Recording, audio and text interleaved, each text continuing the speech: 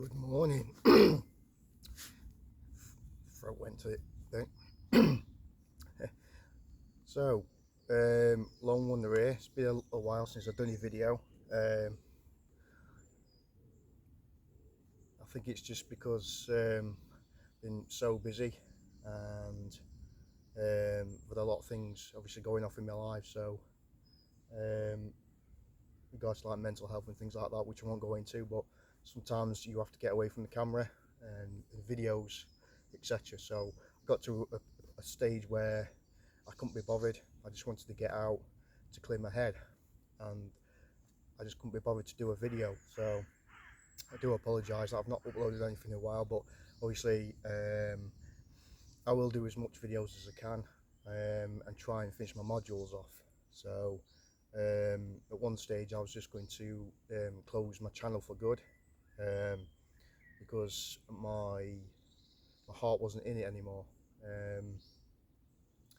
But you know, so this is probably the first video I've done for a while, and yeah, it's going to be a knife. Say, oh God, he's always on about knives. No, nothing bushcraft related, but there will be some bushcraft things in the upcoming future, very soon. Because I want to finish my bushcraft modules off.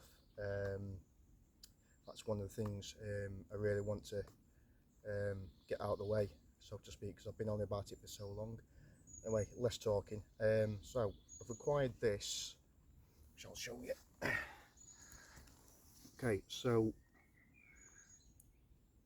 this is from a knife maker called Dreadnaught Forge, and I've asked him to make me a custom knife, which is based on Horace Kephart design.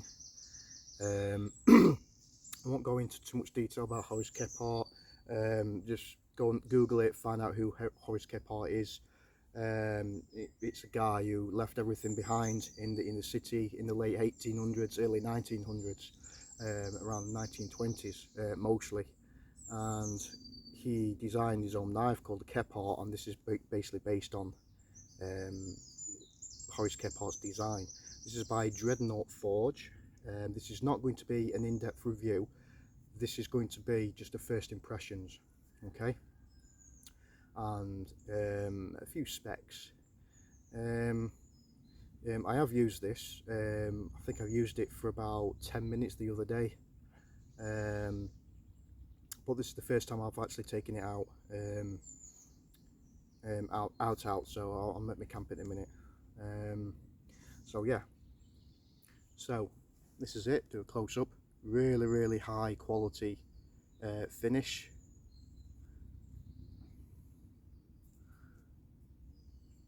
So it's pretty much exact shape of Horace Kephart's original design, but obviously not the grind, because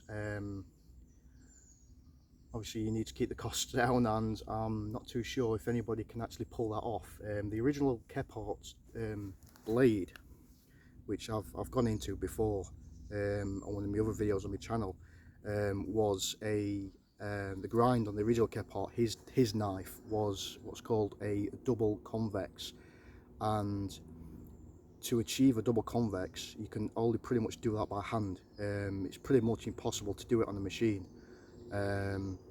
Obviously most knives back then in the 1800s, 1900s, a lot of them were just handmade. There weren't such things as excuse me, a lot of modern day machines that we have today that can cut your steel out and things like that. Everything was hand forged, and Horace Kephart's original design, so the story goes, and according to his book, was he found a local blacksmith to make him a knife through trial and error.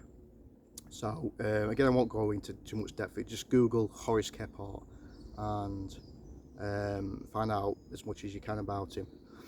But this is just a quick short term, it's not even a short term review, it's just the first impressions really, because I promise I'll do one. So this is from Dreadnaught Forge. It's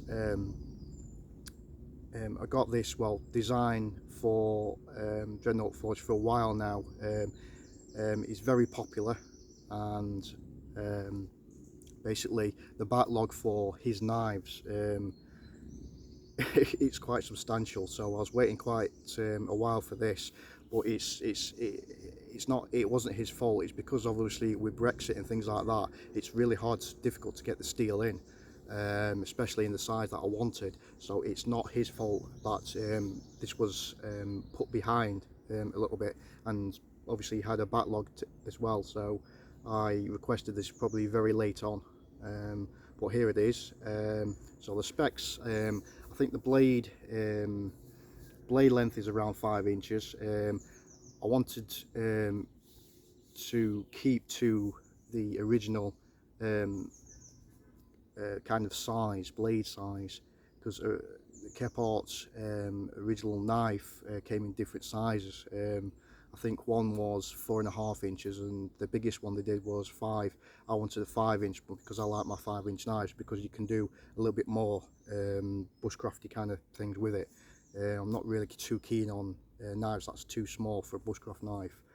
So, but ideally 4.5 to 5 inches is probably around about the ballpark for most people, really. So yes, so starting from eaten alive by midges today. There's thousands around here, trust me. I can feel every single one biting me, and I've not put in any, because this is a spare at the moment like most of my videos are, I've not put any insect repellent on, so I'm expecting a lot of bites tomorrow. But anyway, back to the knife.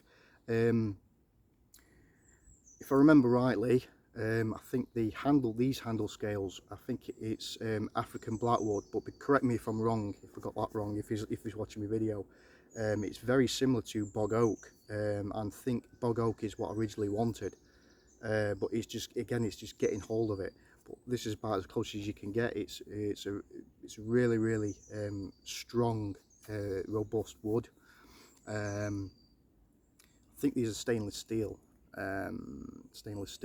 bolts. It's obviously it's bolted there as well, so it's got 2 there, 2 ball heavy duty on there, loveless bolts, and a lanyard hole.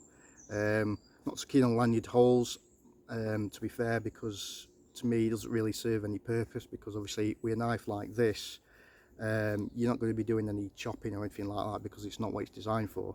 So I probably would have liked to have seen probably a pin in there rather than it hollow to put a lanyard, but each to their own. That's probably only one thing I'd change about it. Steel wise, is 80 CRV2 carbon steel, one of my favourite steels. I absolutely love it. I've got a few knives in that steel, and that is the steel that I asked for. Thickness, it's around 3mm, but it's probably slightly over 3mm. Again, I didn't measure it, but I'd say, yeah, it's not far off. Probably just over 3mm, which is round about what it needs to be for a Kephart knife. It doesn't need to be any thicker than 3mm, or at the very least 3.5mm. But again, it's trying to get hold of the steel, the right steel, with the current climate that we live, especially in the UK at the minute, getting hold of things from abroad or Europe and things, but it's hard to get hold of the steel. But this is, it's absolutely perfect thickness for me. So yeah, I've gone over quickly on the specs. Sheath is wherever I put it. Oh yeah, here we go. So the sheath is very well made. Lovely. I think he said it's veg tan, and he's done it exceptionally well on this sheath. Really well. Heavy duty red stitching. I think you have a choice of stitching, if I remember rightly. Again, correct me if I'm wrong. Really thick, good quality sheath, heavy duty stitching. Lovely red stitching. I love this red stitching. And retains the knife pretty well, actually. And obviously the leather roll will get better with age, and it will mould around the knife a lot better. So beautiful fit, nice tight fit, which is what you want. Okay, so that's the sheath. Okay, so I've got this chair today and I don't like it. I'm kind of keep sinking in the mud. I'm yet to fall down in one of my videos, so today might be a lucky day. I might actually fall down off my chair. Okay, so oh, I forgot to discuss the grind. Okay, so a grind that he does, that Dreadnaught Forge does on his knives, is a flat grind, full flat grind with a secondary bevel, which is what this is.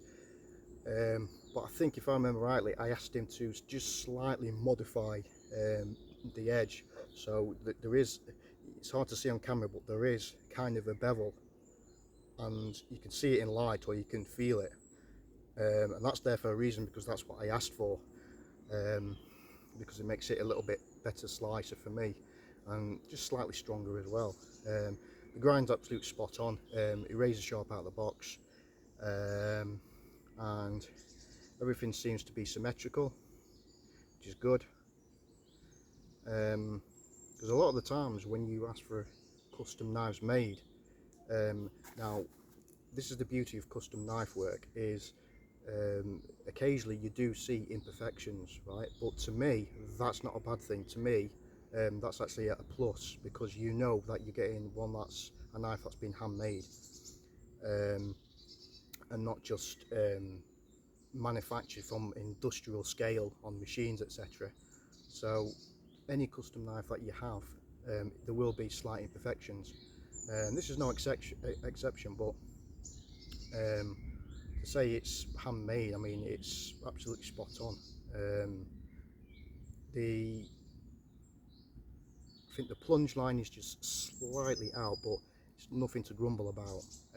Again, it's handmade blade, guys, so, but it's absolutely no bother at all. It's not going to ruin the performance, and yeah, I think it's like a polished finish.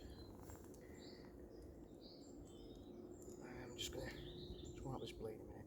As you can see, well, you can't see, but I'm getting eaten alive by midges, but it's nothing I'm not used to. I think my mate Alex Mayer in Scotland's probably got it worse.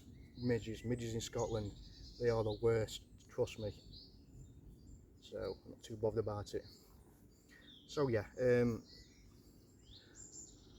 polished finish. Well, I'd say mirror polish finished. Now, normally on knives, I don't like mirror polish finished or high polish finish. I like satin finish. But again, I can't. It's such a long time ago, and I can't remember what I asked for. So I probably didn't mention that I wanted a kind of a satin finish. I really can't remember, but it is what it is. And there's his mark there. Dreadnaught Forge mark stamped on there. So yeah, let's give it a quick test. Without further ado, because obviously that's what you want on here. So, as you know, my first tests, it's not relevant to a lot of people, but it's relevant to me. I want to see how this knife bites into a piece of wood. Okay, so I'm going to do what I call like a beaver chew, which is I'm going to work around this stick all the way around and until it breaks off. Okay, so let's have a look. Okay, so I'll probably do it about there. Okay, so let's see how this edge does. Ooh, that bites quite well. Bites as much as the midges. Yeah, nice that. Nice grind. Spot on.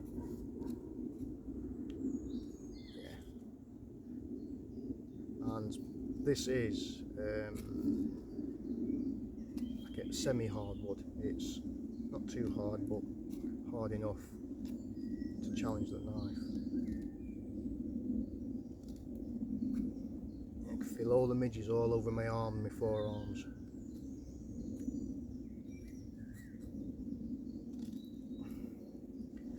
Get bit to shreds, eaten alive by midges. What a way to go. I'm going to chew all the way around the stick.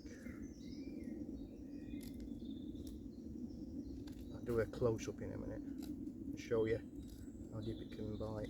Okay, so shoot it all the way around. Handle that quite well. I'm just going to snap it just like that, and yeah, it bites in quite well. Let's clean this edge up here.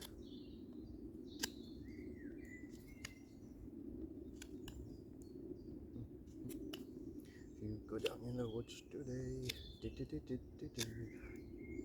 and to get eaten alive. Right, so get a few knots off here.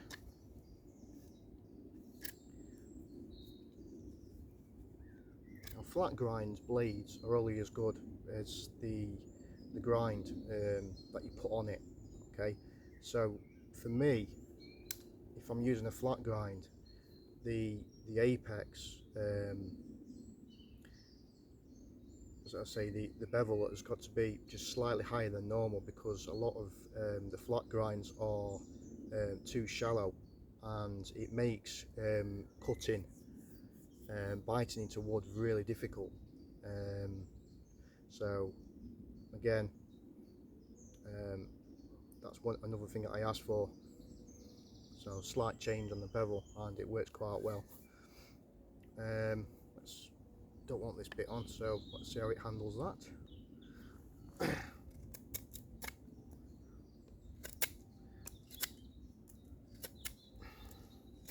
Yeah, this used to be a good slicer. Yeah, pretty good. So, like I say, back to the grind, yeah, it makes it a hell of a lot better slicer. So, let's see what we can do now. Make a little tent peg, I think. So what I'm going to do first, I think, I'm going to put my jumper on, because I'm absolutely getting eaten alive here by midges. I've been bit about 1 million times, and because I forgot to put my insect repellent on. So just give me 1 second. Put my jumper on. I don't want to get eaten alive while doing the video.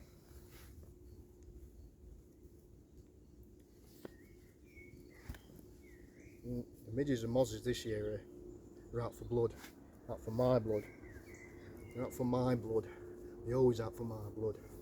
There's something in my blood that these guys love. Maybe it's my rubbish diet, I don't know, but let's put this on. So yeah, right, so yeah, that's me arms covered now, so at least I won't get as bit as much. Been bit 1 million times already, so I don't think it's going to make any difference. Okay, so going to just get these knots off here.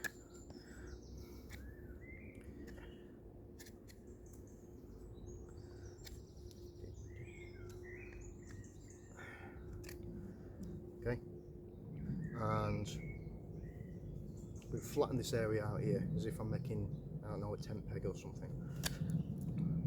Again, got really good slicing ability. Okay, really good slicing ability. We do a chest lever just to get this bit off here. Hard to do it. Don't usually do a chest lever when I'm sat down, but it tends to be a bit harder.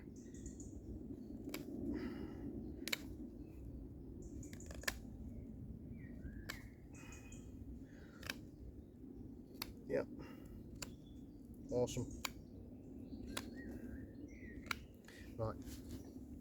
Another good thing about this is, again, this was on the original kephart design model, is these here, these like kind of indentations like thumb ramps on the side of the scales, and that was originally intention for that is so you can do what's called a pinch grip like that, so you can do more delicate work, really choke up on it and do delicate work.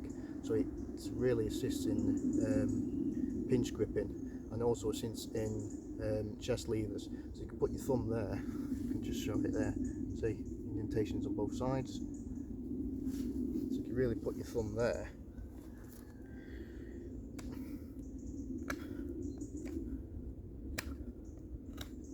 Okay, and it's really comfortable, really nice and comfortable handle, really liking the handle.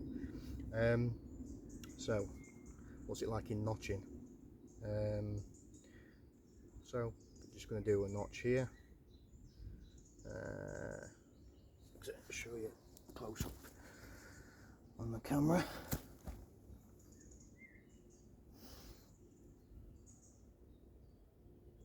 Okay, so I'm going to do a deep cut there. So yeah, bites really deep, as you expect for such a thin grind on the end.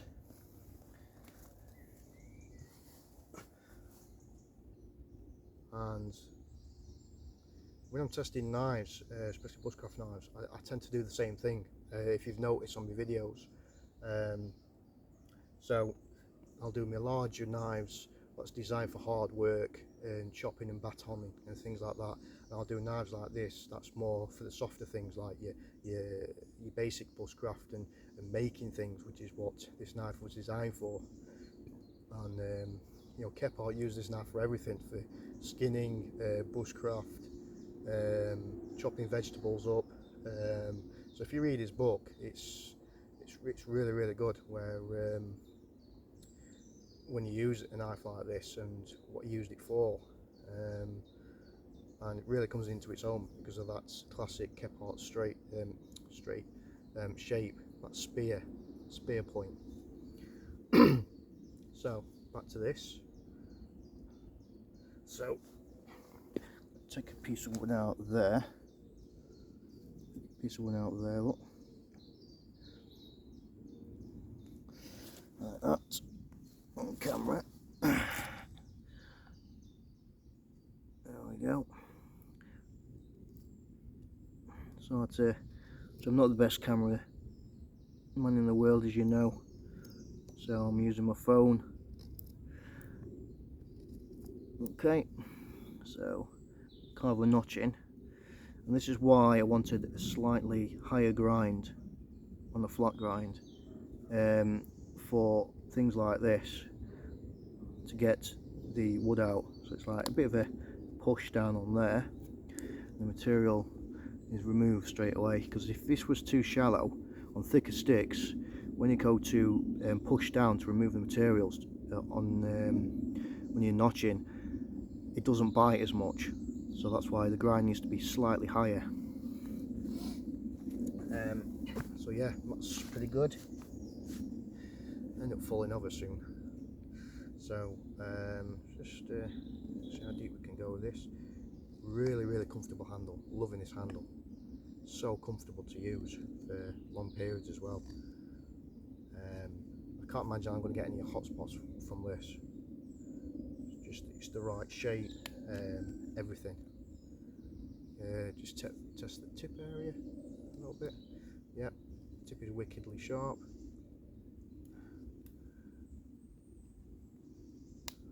Yeah. Again, pinch grip. Just get this material off here. It really comes into its own. So your fingers are out the way, and you can do a bit of a notch.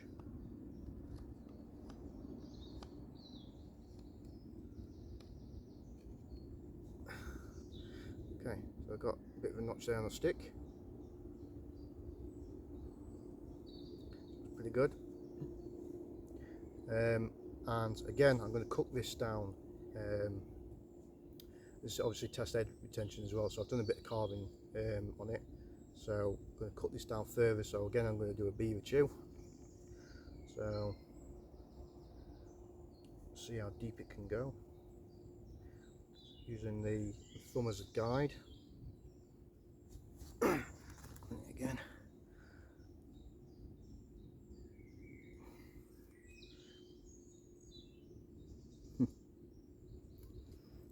See, a mozzie.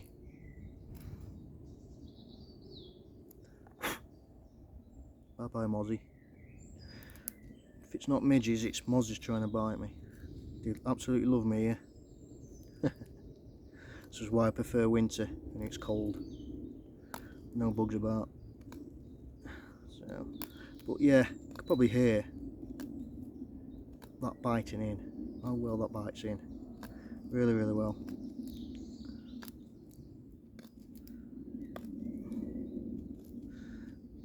Okay. I'll snap that off. Like that. Awesome.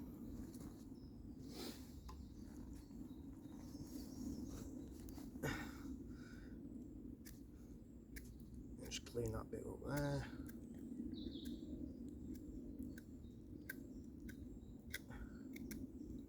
Okay.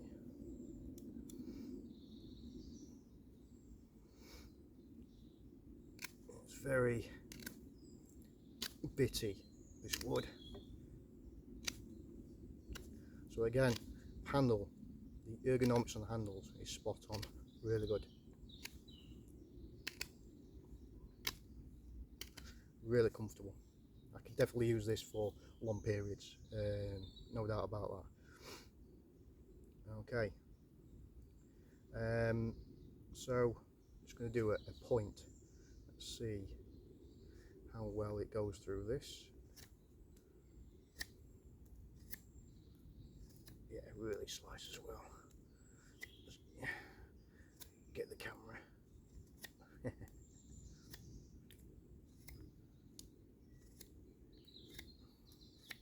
Try not to make this video drag on too long,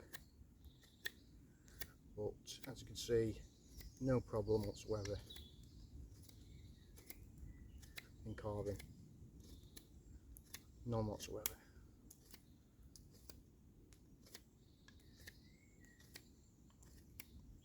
Yeah,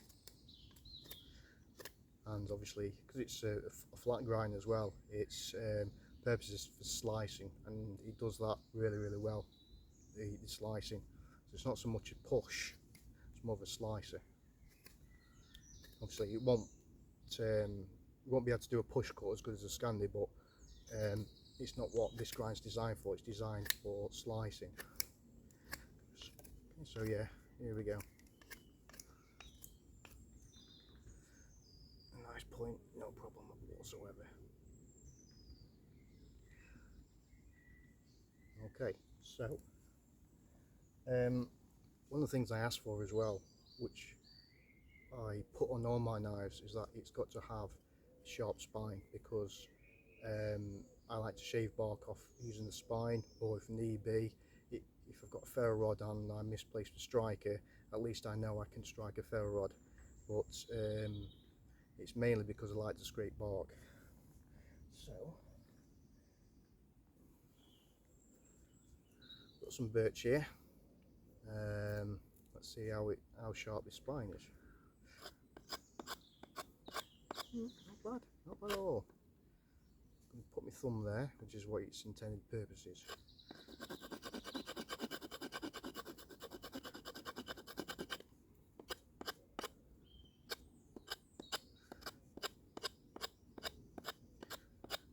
Yeah, could do with it probably a little bit sharper, but bear in mind this birch is really hard. It's been cut a while now, so not really the knife's fault. Okay, so I've got anything else? Oh,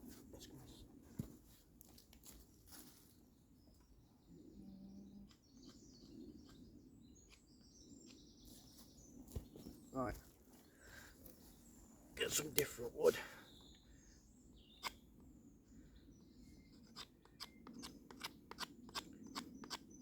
Yeah, so that scrapes. I dare say it'll scrape a ferro rod as well, because this this bark is really difficult, but it does scrape it. I'll probably run a file over the area to make it just slightly sharper. But all in all, yeah, past that test, it's all right. Got all the bark stuck to my knife there. Okay, so yeah, it's a good slicer. It will shave bark. The edge is really well. There's no rolls on the edge at all.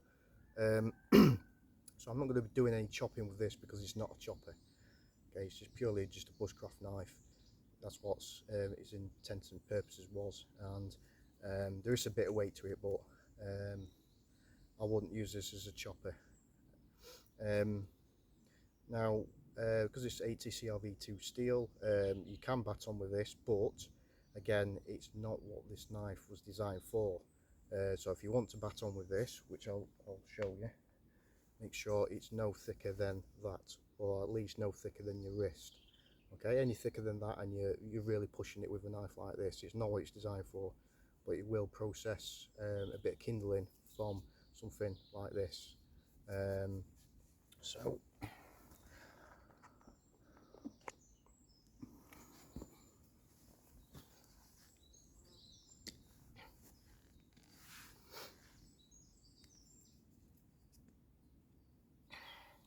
which is the best way of doing it. There is a knot on both sides, so there's a knot there, there's a knot there as well. So that's the best way to do it. That's knot's bigger, so I'll probably go across this way, like this. Do it the best you can. So it's not a heavy duty knife, but we'll give it we'll have a look. Probably hit the mozzie.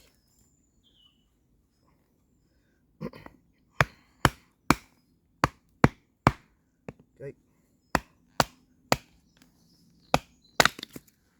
Okay. So yeah, it'll do it. Definitely do it. Okay. Let's have a look. Now the knife did miss this when I was going through it, and actually the knife hit the ground,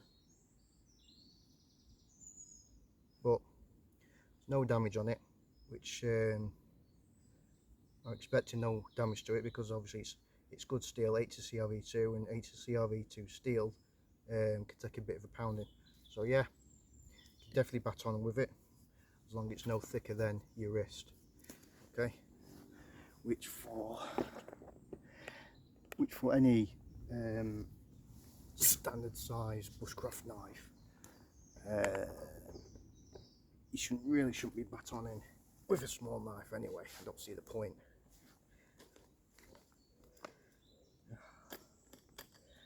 Anything that could go wrong is going wrong today.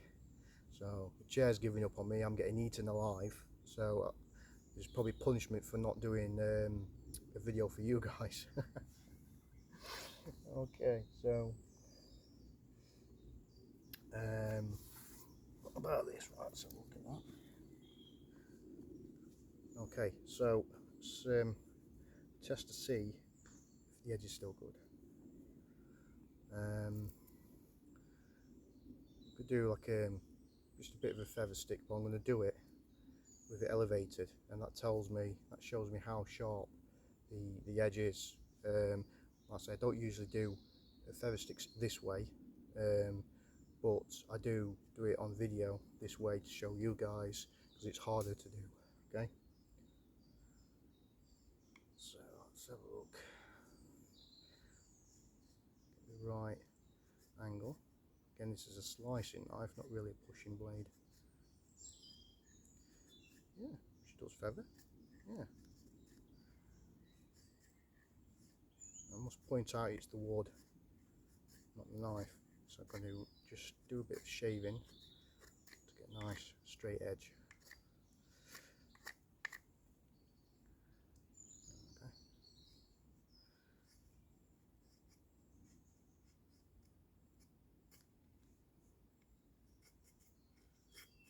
Yeah, not the best wood.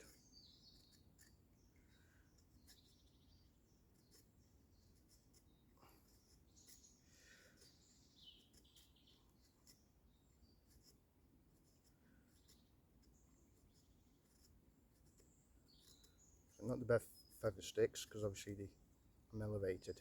I'm just testing the blade at the minute.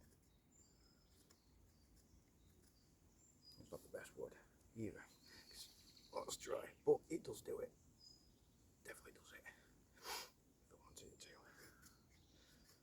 It does really bite in this knife.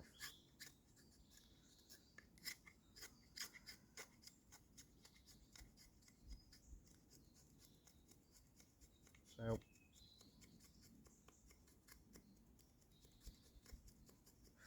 bit of a fuzz stick. Yeah, it does it. So yeah, it can do that. The edge is more than capable of doing that.